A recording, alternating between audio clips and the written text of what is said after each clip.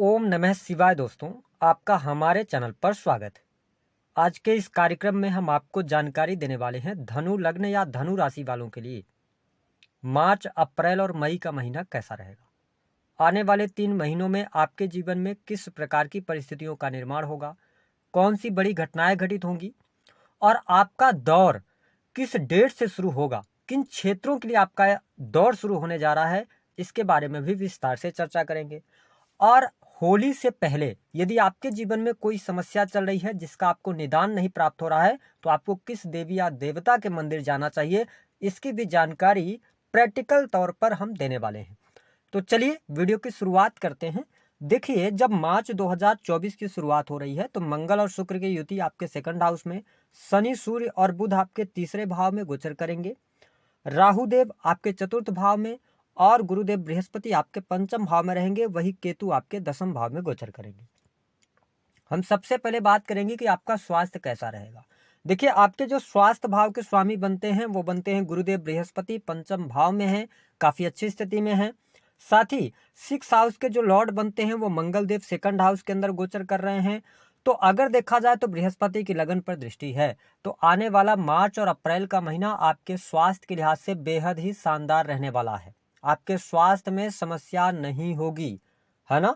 ध्यान सिर्फ ये रखना है कि जब सूर्य और राहु का ग्रहण योग 15 मार्च से लेकर 15 अप्रैल तक बनेगा तो यहाँ पर आपको थोड़ा सा अपने पैरों की तकलीफ या इसके अतिरिक्त हड्डियों में थोड़ी बहुत समस्या, पेट से रिलेटेड समस्या परेशान करेगी, लेकिन कोई बहुत बड़ा मेजर इशू आए ऐसी समस्या आपके स्वास्थ्य के लिहाज से दिखाई नहीं देती है। स्वास्थ्य आपका अच्छा रहने वाला है।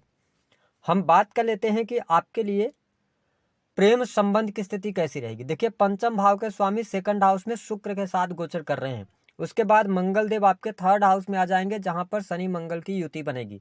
ऐसी स्थिति में प्रेम संबंध के लिहाज से यदि देखा जाए तो आपके लिए मार्च और अप्रैल ये दोनों महीने बेहद ही शानदार रहने वाले हैं। मार्च और अप्रैल के महीने में प्रेमी प्रेमिकाओं के बीच में सामंजस्य बहुत अच्छा रहेगा। एक दूसरे को समझने में आप जो मिसअंडरस्टैंडिंग हो रही थी वो तमाम मिसअंडरस्टैंडिंग दूर होंगी। साथ ही नए प्रेम संबंध यहाँ पर स्थापित होते नजर आएंगे मार्च के महीने में। अप्रैल का भी महीना आपके लिए प्रेम संबंधों के लिहाज से काफी अच्छा रहेगा। प्रेम संबंधों में आपको अनुकूलता, प्रगाढ़ता देखने को मिलेगी। पिछले समय में यदि आपका कोई ब्रेकअप वगैरह हुआ था तो उसमें आपको पुनः एक बार आप अपने पार्टनर के संपर्क में आ सकते हैं। तो ये स्थिति काफी बेहतर यहाँ पर दिखाई देती है। हाँ, मई 2024 1 मई से लेकर 30 मई तक आपके प्रेम संबंध में ब्रेकअप जैसी संभावनाएं बनेंगी, मुश्किलें आएंगी और कहीं ना कहीं से स्थितियां आपके हाथ से बाहर निकल जाएंगी। हम बात करते हैं कि आपके लिए व्यवसायिक जीवन कैसा रहेगा।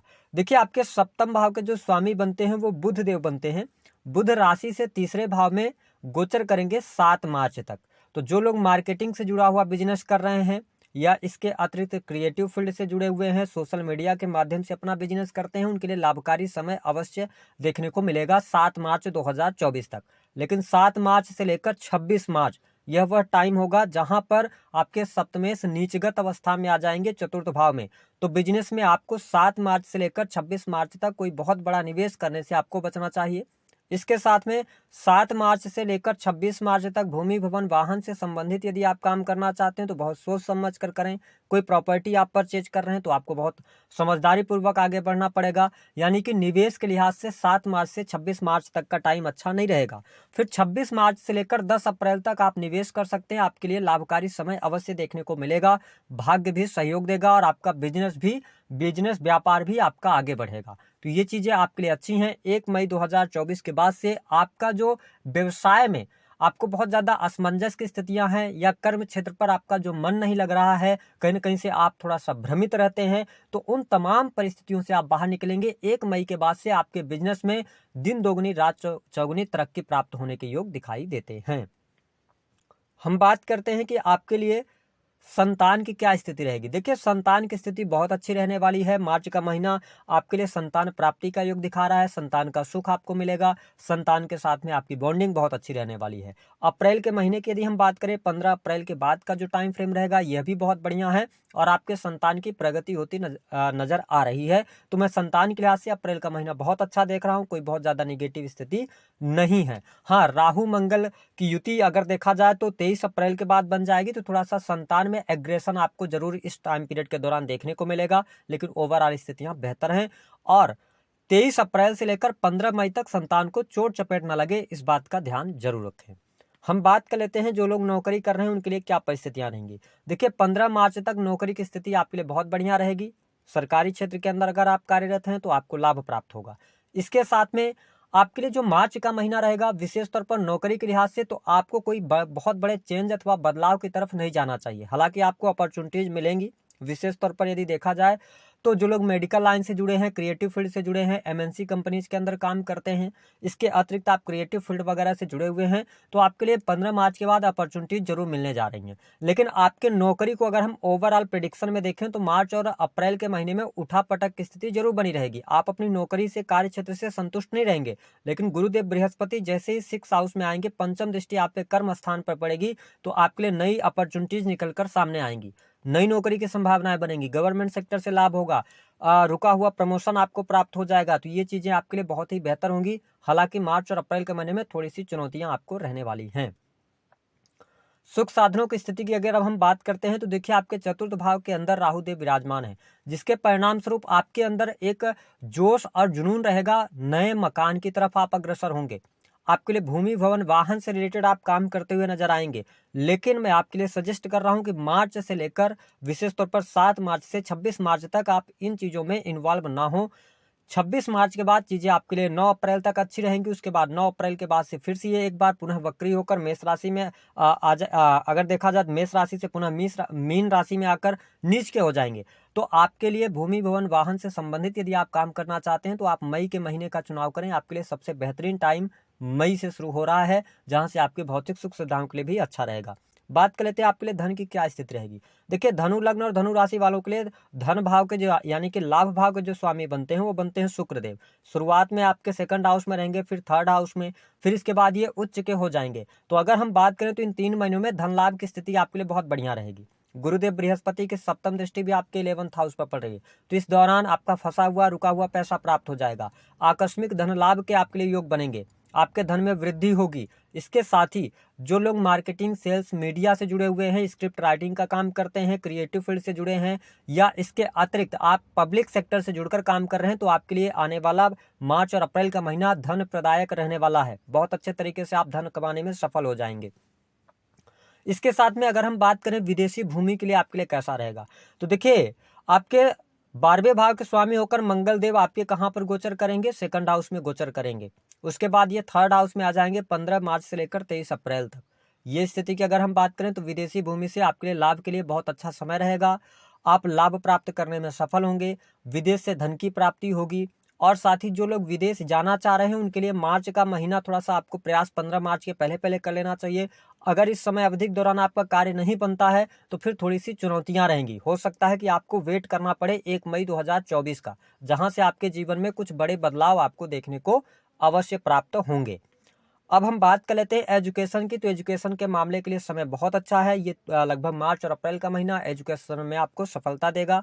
काफी अच्छी स्थिति यहाँ पर बनी रहने वाली है। पारिवारिक जीवन में थोड़ा सा वाद विवाद की स्थितियां रह सकती हैं, परिवार के लोगों के साथ में झड़प हो सकती है, लड़ाई झगड़े की स्थिति निर्मित होगी, तो इसको लेकर आप सावधानी पूर्वक आगे बढ़िएगा।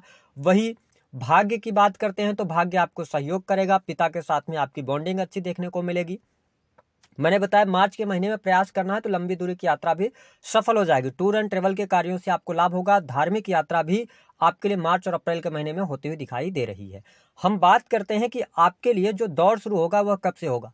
1 मई 2024 जब आपके लगने 6 हाउस में के अंदर आएंगे तो आपको लग रहा होगा कि प्रथम भाव के स्वामी 6वें भाव में अच्छे रिजल्ट नहीं देंगे, लेकिन बृहस्पति जिस भाव से में बैठेंगे 6 हाउस में, वहां से आपके 10th भाव को देखेंगे तो आपके कर्म क्षेत्र में जो आपका मन नहीं लग रहा है, जो बहुत ज्यादा भयभीत चल रहे हैं या भ्रमित चल रहे हैं, आप थोड़ा सा काम करते हैं उसके बाद आलस्य का भाव हावी होता है, लेकिन आपके मन में दिन भर चलता है कि आपको काम बहुत करना है, लेकिन हो नहीं पा रहा ना, चीजें आपके लिए मई से बेहतर होंगी। आपके प्रमोशन के लिए, करियर के लिए अच्छा टाइम पीरियड शुरू हो गया।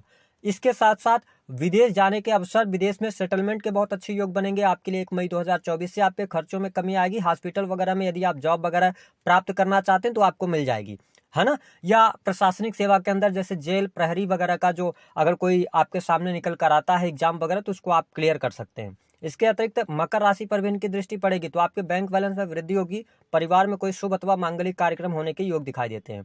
भूमि भवन वाहन का आपके लिए लाभ का योग यहाँ पर बनता हुआ नजर आएगा। तो ये कुछ चीजें आपके लिए बहुत ही बेटर होती हुई नजर आएंगी।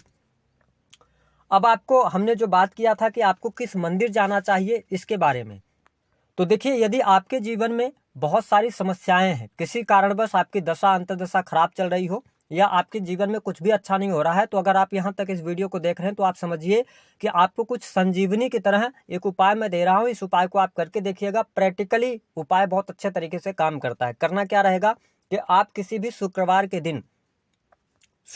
दिन का चुनाव करें। अगर आपका धनु लग्न या धनु राशि है तो आपको आपके आसपास कोई भी देवी लक्ष्मी का मंदिर हो, माँ दुर्गा का मंदिर हो या माँ काली का मंदिर हो, आपको वहां पर जाना है। माँ दुर्गा की पूजा अर्चना करना है, देवी लक्ष्मी की पूजा अर्चना करना है या माँ काली की पूजा अर्चना करने के बाद जो भी आपकी इच्छा है या जो समस्या है उनसे आप कहिए और उस समस्या से निदान के लिए उनसे प्रार्थना कीजिए। या आपकी कोई मनोकामना है जो पूर्ण नहीं हो रही है, आप उसके लिए जाकर प्रार्थना करिए और वहां पर आप संकल्प लीजिए कि जब आपकी यह मनोकामना पूर्ण होगी तो आप इस मंदिर में आकर श्रमदान करेंगे, भोजन का दान करेंगे या मंदिर में गुप्त दान करेंगे। यह संकल्प लेकर आप अपने घर चले आइए, अपने कार्य को करते रहिए और उस मंदिर में आपको महीने में 2 बार जाना है।